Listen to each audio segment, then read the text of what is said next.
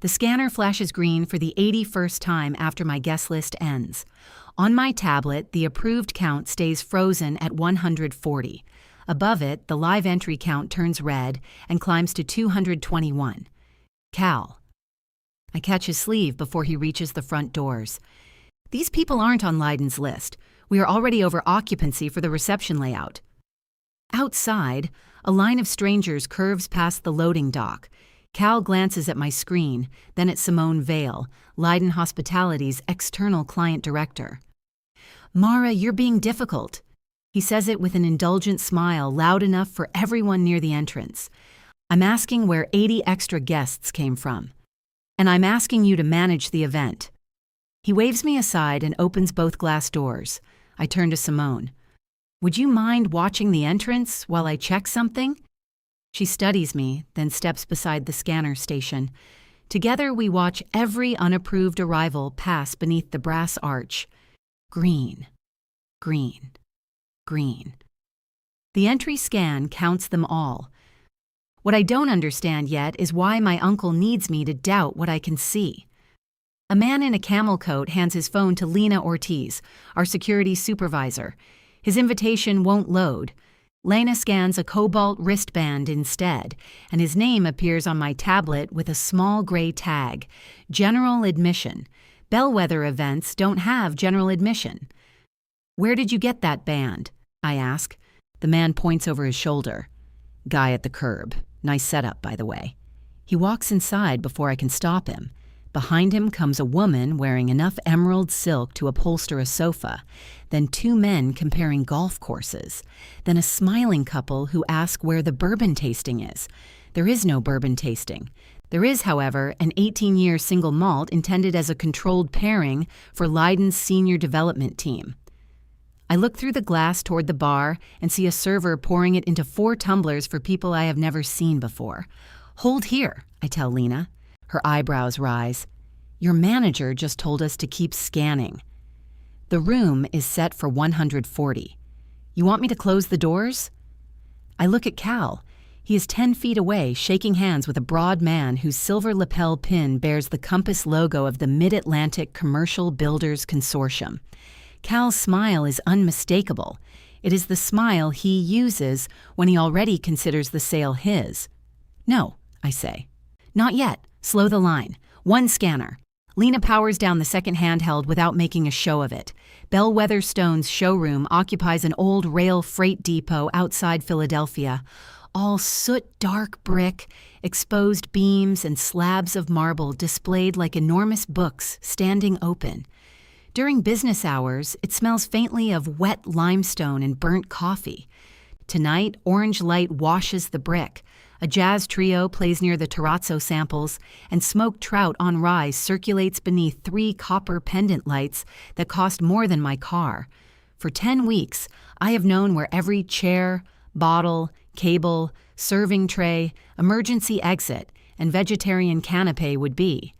I know the salmon-colored limestone behind the bar is sealed, but the cream travertine near the north wall is not. I know the electrical outlet behind the Italian quartzite display trips if someone plugs in more than 2 warming cabinets. I know Simone requested 42 inches of clear passage around each sculpture because Leiden's chief designer uses a cane. I do not know who invited 80 people. My phone vibrates once in my pocket. Jonah Price, our operations lead, is calling from the loading dock. I let it stop. If I answer, I'll lose sight of the door.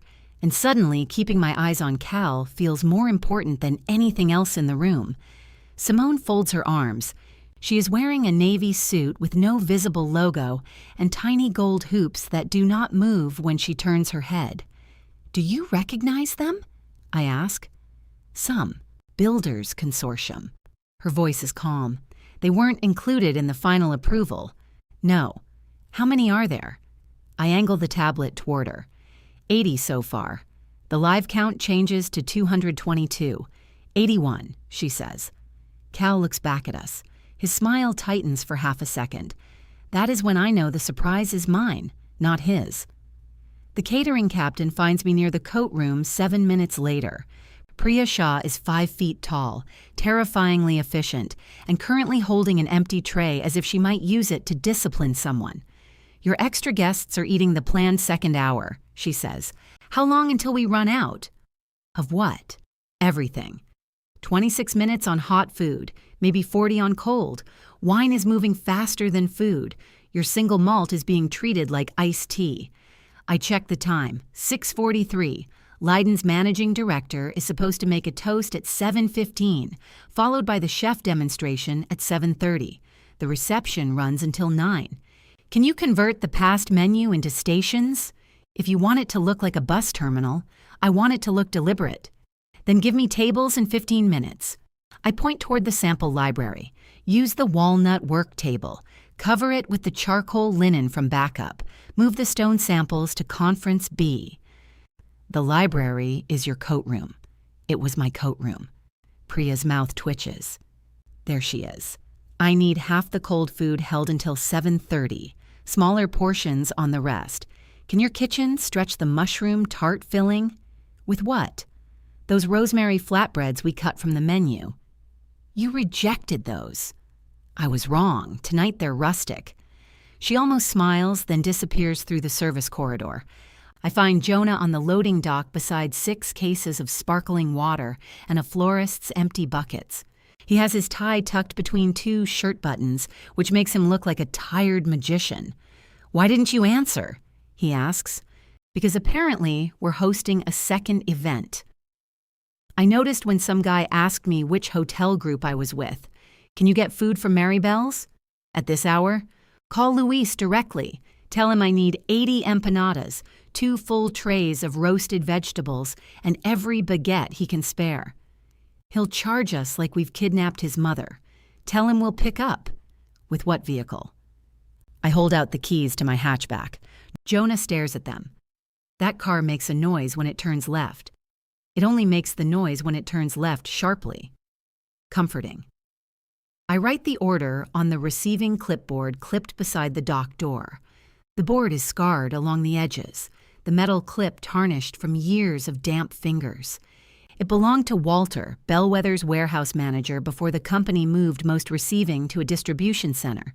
He taught me to mark every exception in red, because black ink told you what was supposed to happen and red told you what actually did.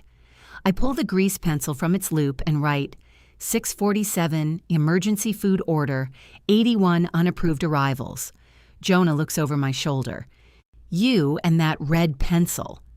It has never crashed during an update. It also can't send email, which is currently one of its better qualities. He takes my keys. "How much authority do I have?" "Enough to spend $600. And if it's more, call me." "You don't answer. I'll answer you." He studies my face. "Did Cal know?" The dock door opens before I can reply. Cal steps outside and lets it slam behind him. At 52, he still has the compact, restless energy of someone who believes sitting down gives other people an advantage. His silver hair is cut every 3rd Thursday at 4. His cufflinks are small squares of black granite from my grandparents' first quarry contract. "There you are," he says to me. "Simone's asking why the coat check is moving." "Because 81 people you invited are using it." Jonah stops turning my keys around his finger. Cal looks from him to me. I invited several valuable contacts. The final count was 140. The final client count. The contract says Leiden has approval over all attendees. You're quoting contracts while guests are waiting for drinks. I'm trying to find out what else you changed. His jaw shifts. He does that when he wants to shout, but remembers there are customers nearby. "Go get the food," I tell Jonah. Cal holds out his hand. "Give me the keys. Jonah is needed here." "For what?" "Relationship management. Right now, he's needed to keep us from running out of dinner at 7:10. Jonah looks at Cal, then at me. For one awful moment, I think he will hand over the keys. "I'll be back in 30, he says, and leaves. Cal watches my taillights wobble around the corner. "You enjoy making me look reckless," he says. "I didn't invite 81 people to someone else's private reception." They are exactly the people Bellwether needs in this room. Then you should have asked Simone. She would have said no. The plainness of it lands harder than an excuse. Through the glass, I see Simone speaking with Lena beside the scanner table. Lena shows her something on the handheld. Cal follows my eyes. You put the client at the door? I asked her to watch. You turned a solvable capacity issue into a spectacle. You opened the doors, and you are standing on a loading dock arguing with your manager while I'm bringing in enough business to protect 27 jobs. There it is. The weight he keeps on a shelf for me, always polished, always ready. 27 jobs. My grandparents' company, my mother's brother. The offer he made when I had spent 6 months doing contract events for hotels that paid 60 days late and expected gratitude immediately. Cal had given me a salary, health insurance, and a desk with my mother's old brass letter opener in the top drawer. Then, every time I disagreed with him, he handed me the receipt. I need you to authorize the food overage, I say. Handle it. I am handling it. I need your authorization. His expression softens, which is more dangerous than anger. He puts a hand on my shoulder. Mara, I know you want everything clean and controlled. That's why you're good at this. But sometimes opportunity arrives without an RSVP. Opportunity is drinking Simone's whiskey. He laughs once. Fix the optics. Then he goes back inside. I write on the clipboard, 6:52, Cal confirmed additional guests were Bellwether contacts. Declined written cost authorization. My hand shakes enough to make the last word slope downward. At 7:12, the hot food runs out. At 7:13, Priya sends servers through the crowd with tiny cups of chilled cucumber soup that had been intended for the chef demonstration. At 7:16, Jonah returns with Maribel's owner, Luis, riding beside him and criticizing my suspension. By 7:21, we have turned empanadas into regional hand pies on little slate tiles, and 3 consortium executives tell Cal they are the best thing at the event. He accepts the compliment. I am carrying a crate of extra glassware when Simone intercepts me by the unsealed travertine. Your uncle says the attendance issue came from duplicate registrations. Did he? He says your software merged 2 invitation categories incorrectly. A server passes us with 6 glasses of red wine. One guest steps backward without looking. I catch his elbow before the wine goes across the pale stone. Thank you, he says, already turning away. I wait until he's gone. The approved list is a locked export from your office, I tell Simone. It can't generate new invitations. But the scanners accepted them. Yes? How? I don't know yet. She glances toward Cal, who is introducing the consortium chairman to Leiden's managing director, as if that meeting had always been on the program. You were very certain at the door, she says. I'm certain they weren't yours. And the final count? I open the event dashboard. 220 people scanned in. 2 entries have scanned out through the service gate, leaving 218 inside. 80 unapproved arrivals, Simone says. Exactly 80. The number is too round. For the first time all evening, I stop moving. Simone notices. What? Walk-ins don't arrive in exact batches. At 8:34, after the chef has improvised a demonstration using half his ingredients and Cal has collected 14 promising business cards, a consortium member leaves his cobalt wristband on the bar. I pick it up with a cocktail napkin. Inside the band, printed in black, is a batch number, CW-080. I slide it into the clear pocket behind my badge. Across the room, Cal sees me do it. His face does not change. He simply excuses himself from his conversation and walks toward the bar. Mara, he says pleasantly, Simone needs you in the sample gallery. I just spoke to her. Then Priya needs you. She's packing. His gaze drops to my badge. You've worked hard. Go home after loadout. I'll handle reconciliation tomorrow. I always do reconciliation. Tomorrow I need you focused on the spring showroom calendar. You don't know what's on that calendar. I know Leiden won't be. For a moment, all I hear is the jazz bassist plucking the same low note while a server stacks saucers behind us. Cal reaches for the abandoned napkin on the bar, crumples it, and drops it into a tray. You wanted me to fix the optics, I say. And you did. Beautifully. Then why are you taking me off the account? His smile is almost affectionate. Because, Mara, difficult people shouldn't be the face clients remember. I look at him long enough for the pleasant part of his expression to fall away. Which face would you prefer she remember? I ask. His eyes narrow. Finish the loadout. He leaves me beside the bar with the cobalt wristband pressed flat against my chest inside the badge pocket. By 10, the copper lights have been turned up to their unforgiving daytime brightness. Without music and people, the showroom looks hungover. Lipstick marks ring abandoned glasses. A mushroom tart is ground into the grout near the Belgian bluestone display. Someone has set a wet napkin on an unsealed limestone sample, leaving a dark square that may take days to lift. Priya stands at the walnut work table counting serving forks. 2 missing, she says, along with 9 rocks glasses and most of my faith. I'll put the glassware on the damage report. The faith is not replaceable. What about the forks? $38 each. For forks? They're French. Do French forks perform a second task? They make clients feel too wealthy to ask that question. She studies me while I collect place cards from beneath the table. Your uncle tell you to go home? He told me I'm off the account. Of course he did. I straighten. You heard that? I heard him tell 2 people the extra crowd was your registration mistake. One of those people was my banquet manager. The room goes very still around me. What exactly did he say? That the software duplicated a segment and you hadn't caught it until late. She slides the forks into a canvas roll. He also said Bellwether would not be responsible for service overages because we should have flagged the count before doors opened. You did flag it. Twice. But I'm glad you remember. She reaches into her apron and removes a folded sheet of paper. It is the food release form she made me initial at 6 that evening, back when 140 people were going to eat 8 carefully timed bites each.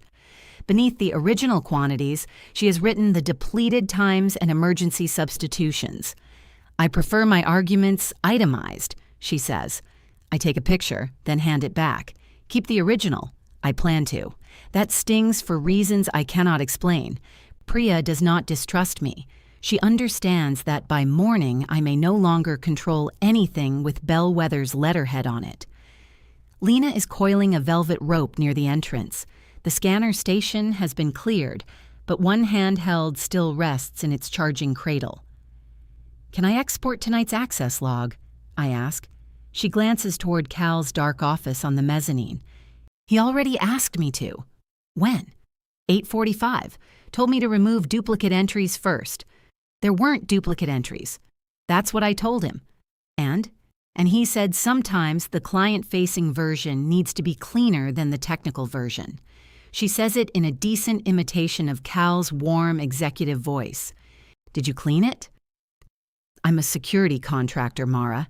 If someone enters through my door, I document it. I don't erase a person because your manager dislikes the arithmetic. She lifts the scanner from its cradle. The system mails the raw report to the client administrator automatically. Simone? That was the contact on your setup form. For the first time since the doors opened, my lungs feel as if they have room. Lena taps through 2 screens. But I can't send you a separate export without Bellwether's authorization.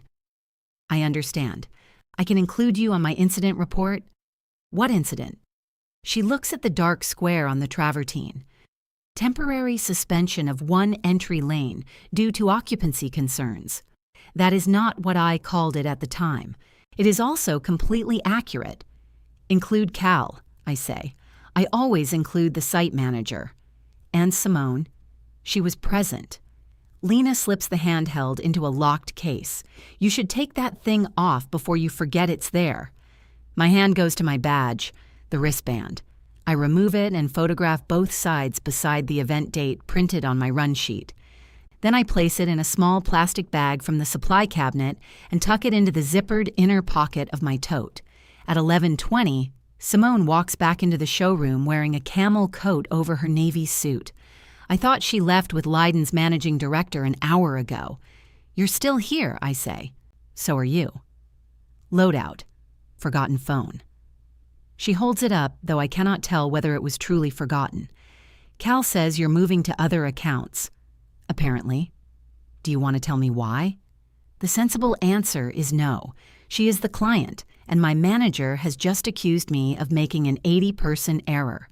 Complaining about him will sound exactly like the emotional reaction he expects. So I pick up the red grease pencil. At 6:52, Cal confirmed the additional guests were bellwether contacts. He did not give written approval for the resulting costs. Security's system should have sent you a raw access report. Simone looks at the clipboard, then at me. You write everything on paper? Only the things people tend to remember differently. Send me a factual reconciliation by noon tomorrow. Cal took me off the account. I'm still the client director. He may tell me not to send it. That would also be factual. She walks out before I can decide whether she has helped me or placed a lit match in my hand. Jonah returns from moving Maribel's empty food carriers and finds me transferring the clipboard notes into my personal notebook. Not photographing confidential client information, not emailing anything outside the company, just copying my own time-stamped observations with a ballpoint pen. He drops into the chair across from me. That bad? He asks. Cal says the software duplicated invitations. Jonah rubs both hands over his face. He told me it was a spontaneous turnout from the consortium dinner.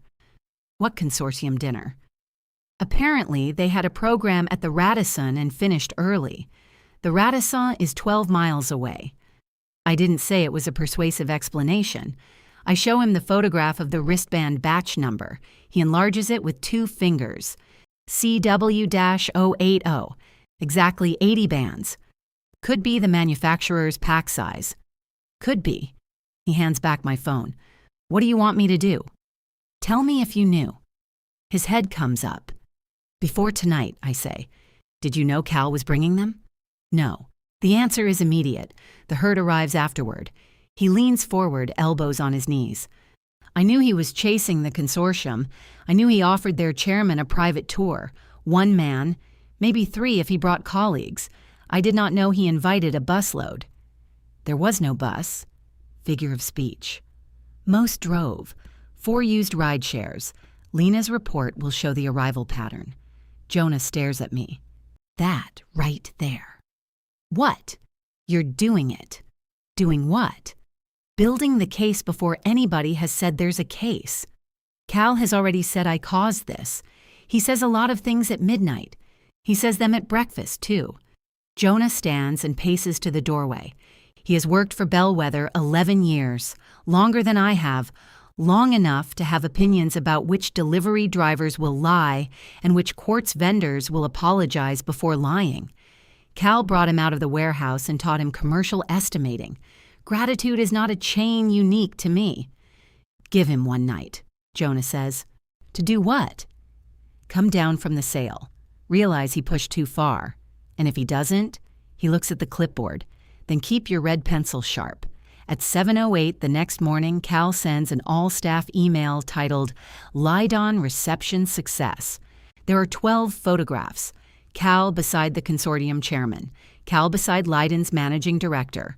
Cal laughing between 2 architects beneath the copper lights. In the 9th image, I am visible in the background carrying a bus tub.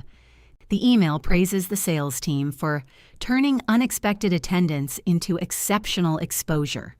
It thanks Jonah for logistics support and calls the event a record-setting evening executed within our adaptable hospitality model. My name does not appear. At 7:19, a separate message from accounting asks me to code $4,860 in unplanned food, beverage, security, and cleaning expenses to event coordination variance. At 7:31, Simone emails Cal and copies me. Please provide Mara's full reconciliation, including original invitation approvals, actual scanned attendance, and all change authorizations. Cal calls my desk before I can finish reading. Upstairs, he says. His office overlooks the showroom through a wall of glass. He likes being able to see the entire floor, though from below the glare usually turns the window into a mirror. When I enter, he is standing beside the conference table with a mug that says, "Granite." It's niece to me. I gave it to him 3 Christmases ago. Close the door. I do. He points to a chair. I remain standing. What did you say to Simone after I left? He asks. She asked for a factual reconciliation. And you encouraged that? I told her security had a raw access report. His nostrils flare. You went behind me. She approached me in our showroom. Do you understand what is at stake with Leiden? Yes, that's why I followed their approved list. What is at stake now, Mara? The consortium exposure could put us into 6 major developments. Leiden may dislike the method, but if those projects land, they will benefit from our expanded reach too. Did Simone approve the additional guests? He sets down the mug. You're obsessed with approval. I coordinate events. Approval is most of the job. No, judgment is the job. Approval is what timid people collect so they can't be blamed. And blame is what you assign when judgment gets expensive. His face empties. For a few seconds, I see not my uncle, but my manager, calculating how dangerous I might be. Then he opens a blue folder. Your expenses on this event exceeded budget by nearly $5,000, he says. You created visible friction at the entrance in front of our client. You also instructed security to limit access after I expressly directed them to welcome our guests. I slowed one scanner to prevent an occupancy violation. You undermined me. I kept the room safe. You enjoy that word, don't you? Safe, clean, approved. Your mother was the same way. The mention of her is so sudden that I miss the next breath. He looks down at the folder as though she appeared there accidentally. She could make any decision sound like a character flaw, he says. My mother ran procurement and nearly strangled this company with procedure. She stopped Grandpa from signing a quarry lease that had no rail access. She told you that? I read the file. His fingers press flat against the folder. My mother kept files too. Black binders, narrow handwriting, tabs cut from old manila folders. After she died, Cal brought 3 boxes of them to my apartment and said he could not bear to throw them out. For 1 week, I believed it was tenderness. Later, I understood he simply wanted the space. He pushes the folder across the table. A performance memorandum rests inside. The first paragraph calls the reception overage a serious forecasting failure. The second describes my behavior as argumentative and resistant to leadership. The final paragraph places my promised promotion to senior events manager under indefinite review. At the bottom is a signature line. I'm giving you an opportunity to put this behind us, Cal says. You want me to accept responsibility. I want you to acknowledge areas for growth. The 80 guests were yours. They were bellwethers. Did you invite them? His gaze drifts to the showroom below. Sign the memo, complete a concise reconciliation that does not inflame the client, and we move forward. If I don't, then I'll have to decide whether you can continue reporting to me. I close the folder. He looks relieved until I tuck it under my arm. I'm not signing it. You may want time to think. I've had since 6:30 last night. Mara. I open the door. His voice changes behind me, dropping the executive polish. After everything this family has done for you? I turn back. He is gripping the granite mug by its handle. My silly gift, my mother's brother, the man who paid me on time when I needed it, and now wants my signature beneath his version of the truth. That, I say, is exactly why you think I'll sign. Downstairs, Jonah is waiting beside my desk. He sees the blue folder under my arm and goes pale. What did he give you? I hand him the memo. He reads the first page without sitting down. Halfway through, his jaw tightens. At the signature line, he closes his eyes. "Mara," he says quietly, "there's something you need to know about those wristbands." Jonah takes the memo to the small conference room and shuts the door behind us. "I approved a rush freight charge on Monday," he says. "For what?" "The request came through as showroom materials. I thought it was sample tags or name badge stock. Cal's cost center, his approval. I didn't open the attached vendor quote. And now? Now I have." He unlocks his phone and brings up a purchase order screen. The attachment is a one-page quote from Crown West Access Systems. "Custom cobalt wristbands, QTY 80. The order includes overnight shipping, preloaded admission codes, and a $120 service charge for adding the codes to Bellwether's existing event portal. 3 days before the reception." "CW," I say. "Crown West." Jonah nods. "And 80 is the batch quantity, not a stock number." Why could the vendor add codes to our portal without me approving it? Cal has administrator access. He told me last month he couldn't reset his password. He can be both dishonest and bad with passwords. The laugh escapes before I can stop it. It is one sharp, ugly sound, and then my eyes fill. Jonah looks away, granting me the privacy of 4 feet and a glass wall. I press the heels of my hands against my face until the pressure hurts. "Send it to me." I can't. I lower my hands. I shouldn't," he says. "It's an internal purchasing record." "So is a false performance memo." "I know." "You said there was something I needed to know." "I'm telling you." Information disappears, documents don't. His mouth tightens. "You think I don't understand what this looks like?" "I think you're showing it to me on a phone you're about to put back in your pocket." He does exactly that.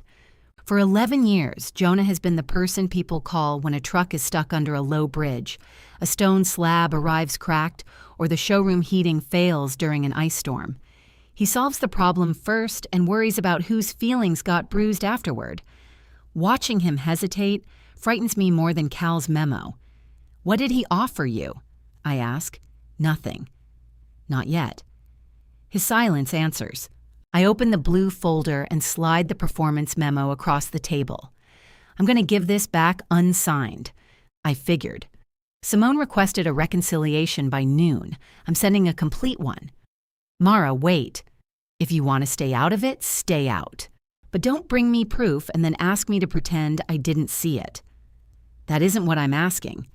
"What are you asking?" He looks exhausted. "I'm asking for an hour." At 9:06, Cal emails me instructions to suspend work on the Leiden reconciliation. He says he will prepare it personally and directs me to turn over all event notes. I reply that the original receiving clipboard is company property and available in its usual place by the loading dock. I attach a scan of my handwritten timeline. I also state that the blue folder has been returned to his assistant, unsigned. At 9:14, my access to the Leiden Project folder disappears. At 9:22, Cal calls a sales huddle beneath the copper pendant lights. I can see him through the conference room glass, moving among the account executives with one hand in his pocket. He does not raise his voice. He does not need to. Every few minutes, someone glances toward me. At 9:47, Priya forwards an email she received from Cal. "Please revise your final invoice to reflect 140 hosted guests. Additional food items were ordered to replace unusable product and should not be represented as an attendance overage." Her only comment above it is, "Charming." I call her. "Did you answer?" I asked him which product was unusable and requested the disposal record. What did he say? That he'd have his team get back to me. I close my eyes. "Thank you." "Don't thank me yet. My finance department wants payment and they don't care whose version of reality gets them there first. I'll make sure the invoice is processed." "You don't have the account anymore." The words are not cruel. That makes them worse. "I'll find a way." "Mara, listen to me. I'm not asking you to rescue my invoice. I'm telling you my original service report is locked. Your manager can ask for a revision. He cannot edit what my captain filed. Another record he cannot soften. At 10:03, Lena sends her incident report to Cal, Simone, and me. The attached summary identifies 80 admissions beyond the client-approved manifest and notes that the additional access codes were valid, unique, and loaded before the event. At 10:11, Cal walks downstairs and takes the receiving clipboard off its hook. He flips through the pages while standing beside the dock door. The red marks are visible from my desk. Delivery delay, florist substitution, emergency food order, unapproved arrivals, authorization declined. He unclips my event sheet. I stand. Jonah appears from the sample aisle carrying 2 mugs of coffee. He sees Cal, then me, and stops. Cal folds the sheet once and slips it into the inside pocket of his jacket. "Those records stay with receiving," I say. The warehouse assistant at the packing table becomes intensely interested in a roll of tape. Cal turns. "You submitted a scan. I'm taking the original for review. Then sign it out." His expression is almost weary. "Don't perform." It's a receiving document. Sign the clipboard log. For years, Walter required anyone removing a page to note the date, purpose, and destination on the cardboard backing. I kept the routine because it was useful and because losing every old thing at once had felt unbearable. Cal looks down and sees the log. He also sees the red grease pencil hanging from its loop. With 5 people watching, he can either follow the procedure or confirm that procedures apply only when they protect him. He picks up the pencil. The wax point snaps against the paper. "Careful," I say. "It's difficult." Jonah coughs into his coffee. Cal signs the sheet out, prints review beside the purpose line, and drops the broken pencil on my desk as he passes. At 11, he sends the reconciliation to Simone without copying me. I know because she replies to both of us. The document does not address my questions. "Mara, please provide the operational version requested yesterday." Cal reaches my desk before I finish reading. "You are not to communicate further with Leiden," he says. "Put that in writing." "I just told you." "Then it should be easy to write. This is what I mean." His voice is low, but the whole floor has quieted. "Every conversation becomes a trap with you. No, only the ones you want to deny later." The skin across his cheekbones darkens. "Pack up for the day." "Are you suspending me?" "I'm telling you to go home." "Paid?" A sales rep turns his chair toward his monitor so quickly the wheels squeak. Cal leans closer. "You have no idea how tired people are of accommodating you." It is a good sentence because it finds the bruise beneath the argument. I have heard softer versions my entire life. Mara needs details. Mara takes things literally. Mara can't let anything go. My mother used to answer for me, which only proved their point. After she died, I trained myself to ask fewer questions at family tables and more questions at work, where precision was supposed to be useful.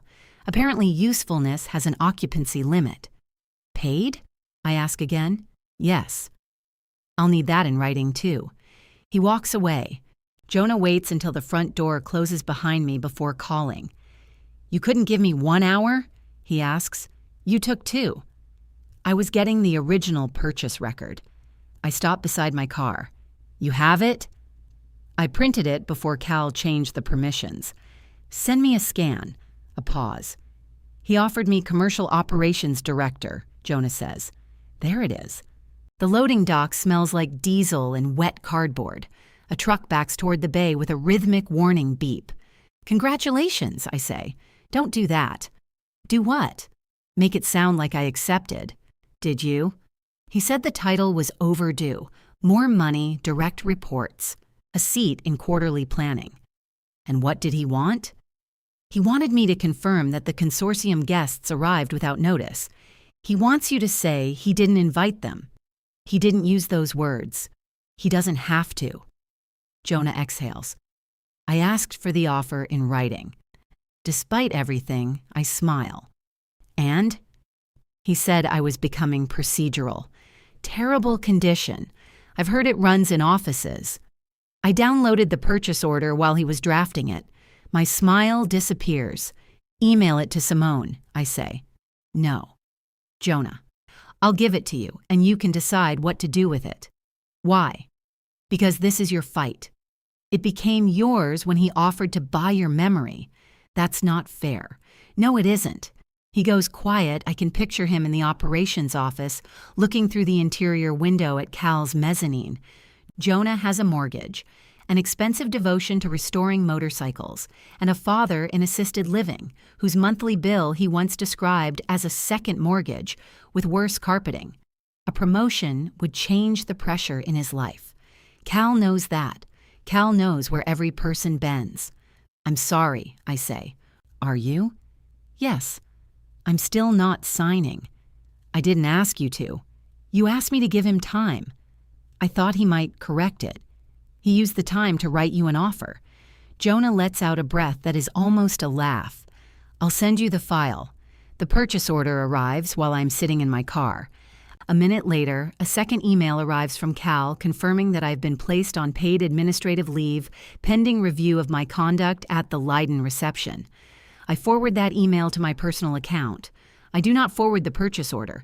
Instead, I save Jonah's message in a folder and leave the attachment unopened on my phone. The distinction feels thin, but important. Cal expects me to be impulsive now. He expects indignation to make me sloppy. At home, I spread my notebook, the photograph of the wristband, the performance memo, Lena's report, and the emails across my kitchen table. The actual wristband remains sealed in my tote. I write a reconciliation from records already sent to me in the ordinary course of my job. At 11:52, I email it to Simone and copy Cal. I state that I am complying with the client's direct request despite being instructed not to communicate with her, and I attach Cal's written instructions so there can be no confusion. I include no accusation. I use no adjective more heated than additional.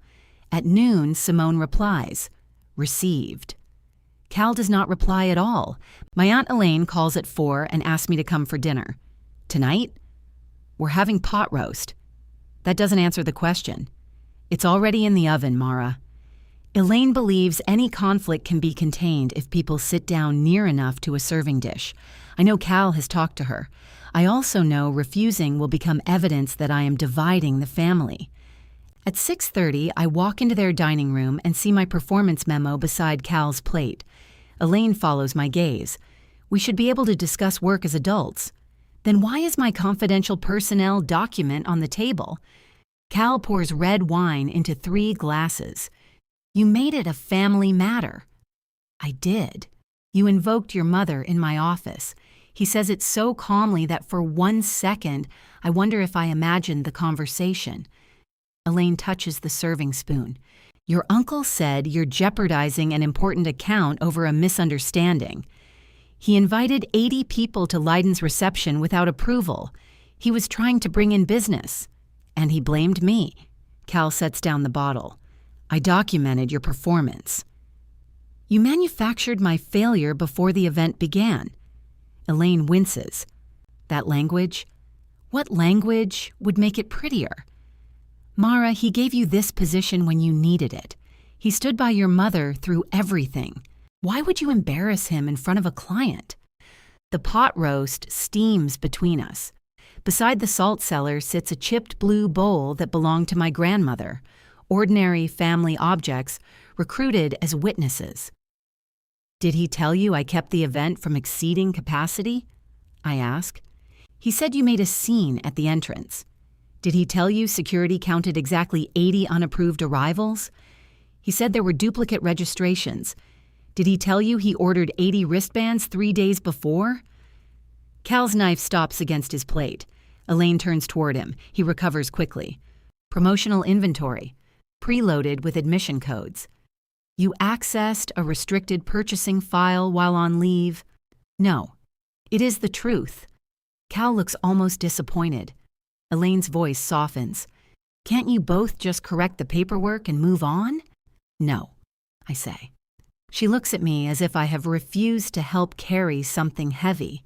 You'd risk your job over paperwork? I'm risking it over my name. Cal pushes back his chair. Your name is Mercer in that building. My name is Ellis everywhere. The silence afterward is clean and terrible. I leave before dessert. On the drive home, Elaine sends a message telling me my mother would hate seeing us like this. I pull into a pharmacy parking lot because I can no longer see the road clearly. I do not answer. Simone calls the next morning. Leiden is suspending approval of Bellwether's outstanding event invoices. She says, we're also moving the renewal review forward. My stomach drops. The catering company needs payment. The vendors will be paid directly while we reconcile responsibility. I thought you'd want to know. I close my eyes. Priya's invoice will not become collateral. Thank you. I'm requiring you at the renewal meeting. I'm on administrative leave. You were the event coordinator. Cal won't agree. He doesn't have to. Her voice remains level, but something underneath it has sharpened. Bring your operational records, she says. Originals where available. The original receiving sheet is in Cal's possession. Then bring the record of who removed it. I think of the broken red grease pencil and Cal's signature on the clipboard backing. When is the meeting? Thursday at 10. After we hang up, Jonah sends me a photograph. The receiving clipboard is back on its hook. The event sheet is clipped in place, but my final red notation, the one recording Cal's confirmation and refusal to authorize the cost, is gone. The paper has been cut cleanly beneath the 647 entry. Under the photograph, Jonah writes, he says the bottom was damaged. I zoom in. Cal's sign-out remains on the cardboard backing. Review, written in red with the snapped pencil. I type, don't touch anything. Ask Lena to preserve the dock camera from yesterday morning. 3 dots appear, vanish, then appear again.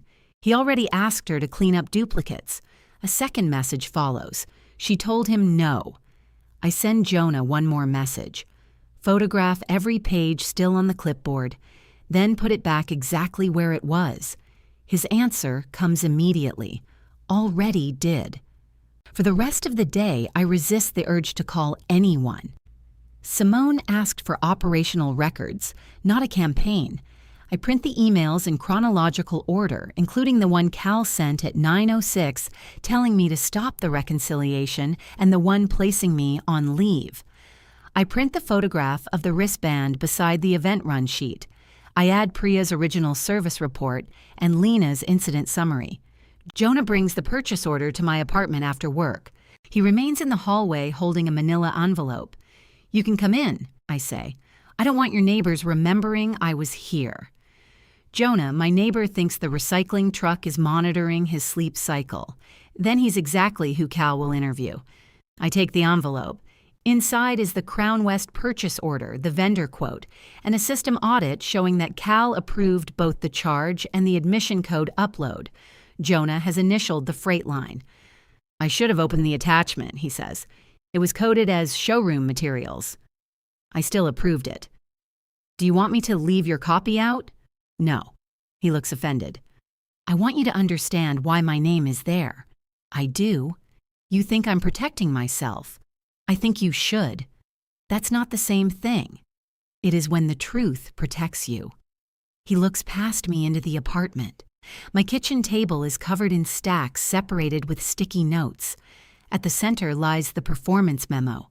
I have placed it there deliberately. Whenever I begin wondering if refusing Cal was worth the damage, I read the sentence calling the attendance overage my forecasting failure. He withdrew the promotion offer, Jonah says. I'm sorry. I'm not. It was a strange 3 hours, though, financially transformative. I smile despite myself. He called me into his office and asked whether you had requested the purchase order. I told him you hadn't. Thank you. Then he asked whether I had given it to you. I said he should put the question in writing. The smile becomes a laugh. I've created a monster. No, I've been learning from you for years. I just preferred it when the lessons were theoretical. He reaches into his coat pocket and sets a small object on top of the envelope, the broken tip of my red grease pencil. I found it under your desk. I pick it up. The wax has left a faint mark on his palm. "Keep it," he says, "for court." There is no court. I know. It sounded dramatic. He starts down the hallway, then turns. "I'll be at the meeting tomorrow." Simone asked for the person who processed the order. "You can still refuse?" "I can. I'm not going to." Thursday morning, Bellwether's conference room smells like lemon cleaner and burnt coffee. The copper lights below have been dimmed because the showroom is closed for inventory, leaving the glass wall filled with pale reflections. Cal sits at the head of the table. To his right are Ruth Chen and Malcolm Reeves, Bellwether's other owners.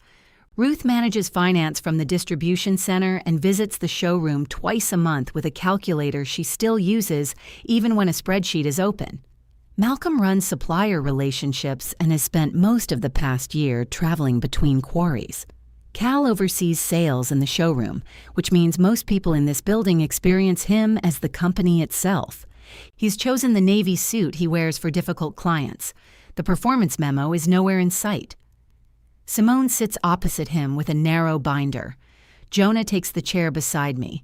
Lena joins by video from her security firm's office. Priya has sent her banquet manager with the original event documents. No one wastes time on pastries.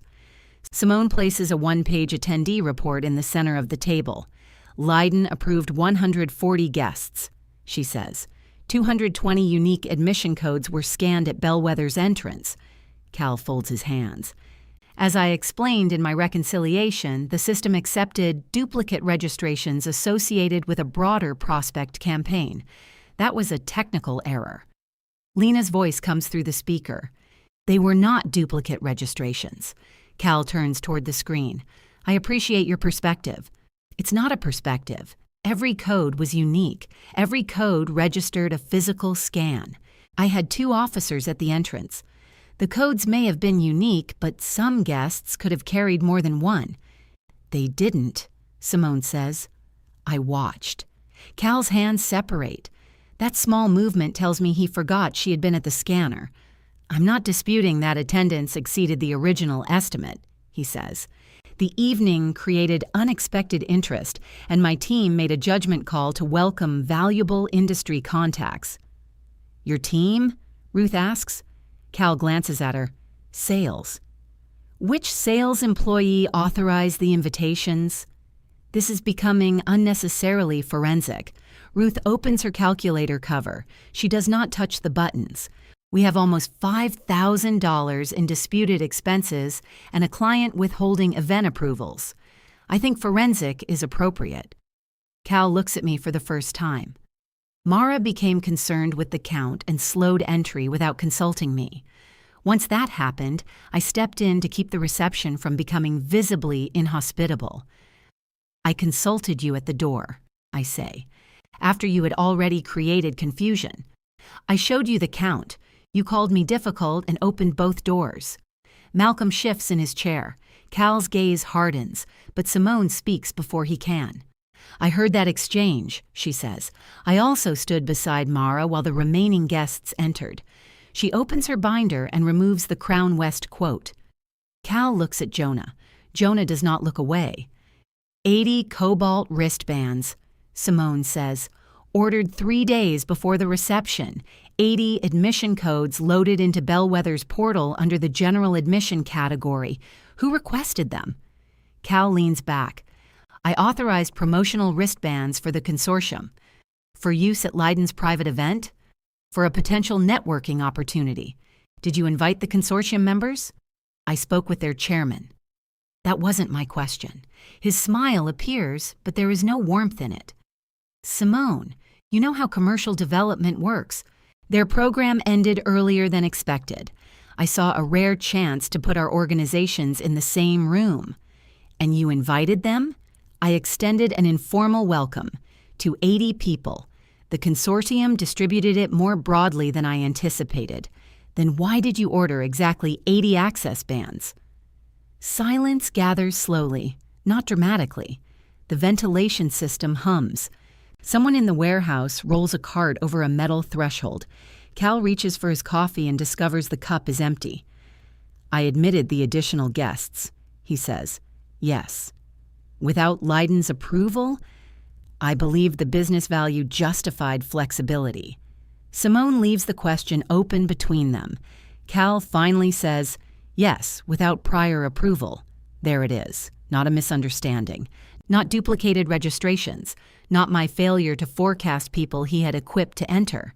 80 unapproved guests, invited because Cal decided my job was to make his decision disappear. Ruth taps the purchase order. Why was this coded as showroom materials? Because they were bellwether prospects. Why were the additional catering costs coded as event coordination variants? Cal turns toward me. Mara chose how to respond operationally. The banquet manager slides Priya's food release form across the table. Your catering captain warned me twice before the food ran out, I say. The emergency order was placed after you declined written authorization. I told you to handle it. Yes. You're criticizing me for delegating authority? I'm asking you to accept the cost of the authority you used. Malcolm takes off his glasses and cleans them with his tie. What happened to the original receiving sheet? Cal's face changes. I place my scanned copy beside the photograph Jonah took after the sheet returned to the clipboard. The first shows both red entries. The second ends beneath the emergency food order, the paper cut in a straight line. The bottom was damaged, Cal says. While in your possession? Ruth asks. It tore. The edge was cut, Jonah says. Cal looks at him. You're a paper expert now. No, I own scissors. Malcolm's mouth tightens. For half a second, I think he might laugh. He doesn't. I set down the photograph of the clipboard backing. Cal's signature appears in red beside the date and the word review. The receiving routine requires anyone removing a page to sign it out, I say. Cal did. Ruth turns the photograph toward herself. And there's camera coverage at the dock? Lena answers from the screen. Preserved from the moment the request was made. Cal's chair creaks as he shifts. Simone closes the binder. Leiden is prepared to renew Bellwether for the upcoming 12-event cycle, she says. Cal inhales, relief arriving too soon. Under revised controls, all hospitality expenses will require shared approval. Guest lists will be locked 7 days before each event, with changes approved through my office. Cal will have no authority over invitations, access credentials, or event reconciliation. That's not workable, he says. It's the condition of renewal. I'm Bellwether's head of sales. You can sell stone. The sentence is so clean that I almost envy it. Simone continues. Mara will be named operational lead in the contract with direct authority to stop admissions when a list or safety limit is exceeded. Cal looks at Ruth. You cannot let a client dictate our reporting lines. They're dictating who controls their events, Ruth says. Our reporting lines are a separate conversation. The 14 consortium leads Cal collected produce another one. Leiden's existing agreement gives it exclusivity over hospitality-generated prospects during sponsored receptions. The leads can remain with Bellwether, but they cannot be credited to Cal's quarterly commission calculation. Any business resulting from them must be reported through the Leiden partnership. His clever shortcut has not lost the company the opportunity. It has lost him ownership of the win. The meeting ends without a grand declaration. Simone leaves for another appointment. Priya's banquet manager takes a call in the hallway. Lena signs off to handle a warehouse alarm. Cal remains seated while Ruth and Malcolm ask me to stay. They do not apologize for him. Ruth says my promotion cannot simply be restored because the position Cal promised was never formally budgeted. Malcolm says removing event authority from sales will require a new structure. Their caution is practical, irritating, and honest. I'm willing to build the structure, I say. I'm not willing to do it on another promise. Ruth nods once. I ask for the operational lead authority in writing, a direct reporting line to her for client events, and compensation aligned with the new responsibility. I ask for protection against Cal, changing approved lists, vendors, or budgets without a documented exception. I ask for the performance memo to be withdrawn, not amended. Malcolm tries to reduce the salary adjustment. I tell him what replacing me would cost during the Leiden renewal cycle. Ruth checks my math on her calculator. We settle 12 minutes later. Cal's administrative leave lasts 1 week. Mine ends immediately. When he returns, he keeps his sales title but loses control of event budgets and commission approval. He speaks to me only when work requires it. Elaine does not call for nearly a month. When she finally does, she does not apologize either. She asks whether I want my mother's remaining procurement binders from their basement. Yes, I say. Cal brings the boxes to my apartment. He sets them inside the door and notices the blue bowl from my grandmother on the kitchen shelf. She would have hated this, he says. Which part? He looks at me, perhaps searching for the version of me who would answer for him. I don't know anymore, he says. It is the closest he comes to honesty. By spring, Bellwether's receptions have a new routine. Approved guest manifests are printed and clipped at receiving. Exceptions require 2 signatures. The old red grease pencil, fitted with a fresh paper sleeve, hangs from the clipboard.